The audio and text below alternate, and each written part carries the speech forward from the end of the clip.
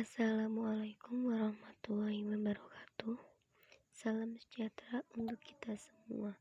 Selamat siang, Ibu dosen dan teman-teman semua yang ada di kelas.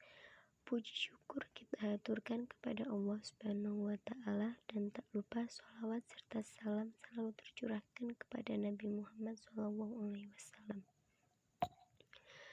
Kami dari kelompok 5 yang terdiri dari saya, Lili Malika dengan NIM 332006, dan rekan saya Nur Aini dengan NIM 332003. Pada kesempatan kali ini kami akan mempresentasikan makalah kami yang berjudul Teori Kepribadian Behaviorisme. Baiklah teman-teman semua, mari kita mulai saja untuk mempersingkat waktunya. Yang pertama yaitu biografi B.F. Skinner. B.F. Skinner lahir di Susquehanna, Pennsylvania pada tanggal 20 Maret 1904. Skinner merupakan anak pertama dari pasangan William Skinner dan Grace May Skinner. Semasa kecil, Skinner memiliki teman dekat yang mempunyai kesamaan dalam hobi ataupun minat yang bernama Raphael Miller.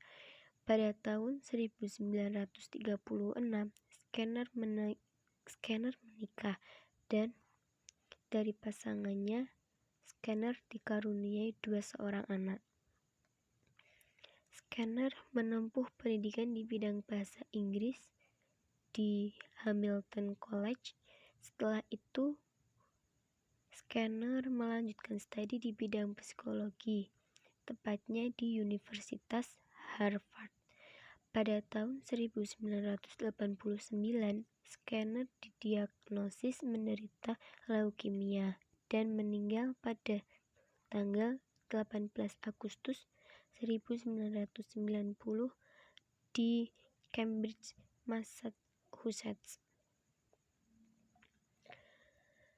Struktur kepribadian menurut Skinner yaitu dia lebih tertarik kepada aspek yang berubah-ubah dari kepribadian, bukan aspek struktur yang tetap.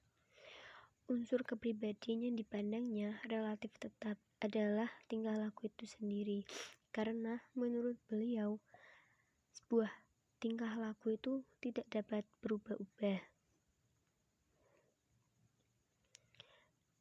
Dinamika kepribadian dari Skinner yaitu pertama, kepribadian dan belajar. Yang kedua, conditioning klasik. Ketiga, conditioning operan. 4, pengaturan penguatan. 5, generalisasi dan diskriminasi. 6, tingkah laku kontrol diri. Perkembangan kepribadian. Yang pertama yaitu ada perkembangan kepribadian dari tingkah laku sosial. Gambaran ciri kepribadian dominan adalah seseorang yang dalam berinteraksi dengan orang lain argumentatif atau berpendapat, menyela, lebih banyak berbicara, suara lebih keras, bersikeras dengan pandangannya sendiri, dan seterusnya. Jadi kalau tingkah laku yang sosial itu biasanya seseorang itu memiliki kepribadian yang mendominan. Jadi apa yang dia mau itu mau dia terapkan di kepribadian orang lain. Yang kedua yaitu perkembangan ketuaan. Perkembangan biologis akibat usia yang bertambah tidak dapat ditolak atau dipungkiri, sehingga yang diperlukan organisme adalah mengkompensasikan agar tingkah lakunya tetap efektif. Karena pada umur yang sudah lanjut, biasanya seseorang itu kayak mulai dari pendengaran, daya ingat, kekuatan itu sudah melemah.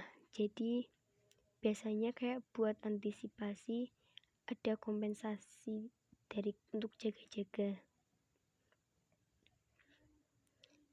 Teori behaviorisme scanner. Teori behaviorisme menjelaskan tentang perubahan perilaku yang dapat diamati, diukur, dan dinilai secara konkret. Perubahan terjadi melalui rangsangan atau stimulan yang menimbulkan hubungan perilaku reaktif atau respon. Seterusnya yaitu ciri-ciri teori behaviorisme. Yang pertama, objek psikologinya berupa manusia. Yang kedua, bentuk tingkah laku dikendalikan oleh refleks atau secara langsung. Yang ketiga, mementingkan pembentukan kebiasaan. Yang keempat, faktor lingkungan. Yang kelima, pada tingkah laku yang nampak dengan menggunakan metode objektif. Yang keenam, bersifat mekanis. Prinsip-prinsip teori behaviorisme yaitu ada dua. Yang pertama, filsafat ilmu, dan yang kedua, karakteristik ilmu. Filsafat ilmu menurut Skinner menggunakan studi laboratorium untuk menginterpretasikan perilaku manusia. Sedangkan karakteristik ilmu sendiri bersifat kumulatif, empiris, dan serta pencarian tatanan serta kaidah-kaidah hubungan ilmu. Yang kedua yaitu biografi John Dollard. John Dollard dilahirkan di Menasa, Wisconsin pada tanggal 29 Agustus 1900. Ia menerima gelar AB dari Universitas Wisconsin pada tahun 1922 dan berturut-turut meraih MA pada tahun 1930 dan PhD-nya pada tahun 1931 dalam bidang sosiologi di Universitas Chicago. Dari tahun 1926 sampai dengan tahun 1929, ia menjadi salah seorang pembantu rektor Universitas di Chicago. Biografi dari Neil Miller. Neil Miller dilahirkan di Milwaukee, Wisconsin pada tanggal 3 Agustus 1909, meraih gelar B. Dia meraih gelarnya di Universitas Washington pada tahun 1931. Ia meraih gelar MA-nya dari Universitas Stanford pada tahun 1932 dan PhD-nya pada bidang psikologi dari Universitas Yale pada tahun 1935. Stimulus Response Theory Neil Miller and John Dollard. Struktur kepribadiannya. Yang pertama yaitu habit atau kebiasaan adalah satu-satunya elemen dalam teori Dollard dan Miller yang memiliki sifat struktural. Habit adalah ikatan atau asosiasi antara stimulus dengan respon yang relatif stabil dan bertahan lama dalam kepribadian. Sedangkan dinamika kepribadiannya yang pertama yaitu motivation driven. Dollard dan Miller sangat memperhatikan motivasi atau drive. Mereka tidak menggambarkan atau mengklasifikasi motif tertentu, tetapi memusatkan perhatiannya pada motif yang penting seperti kecemasan. Yang kedua yaitu proses belajar. Dari eksperimen-eksperimennya, Dollard dan Miller menyimpulkan bahwa sebagian besar dorongan sekunder yang dipelajari manusia itu dipelajari melalui rasa takut atau anxiety.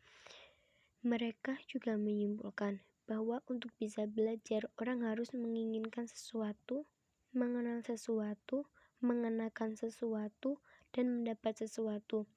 Want something, notice something, do something, get something. proses mental yang lebih tinggi. Yang pertama yaitu perluasan stimulus respon, kedua generalisasi stimulus, ketiga reasoning, 4 bahasa, 5 secondary drivers, 6 model konflik, dan 7 ketidaksabaran. Adapun dari perkembangan kepribadian ada 3 macam, yaitu yang pertama perangkat innate, 2 konteks sosial, dan 3 training situation. Terima kasih.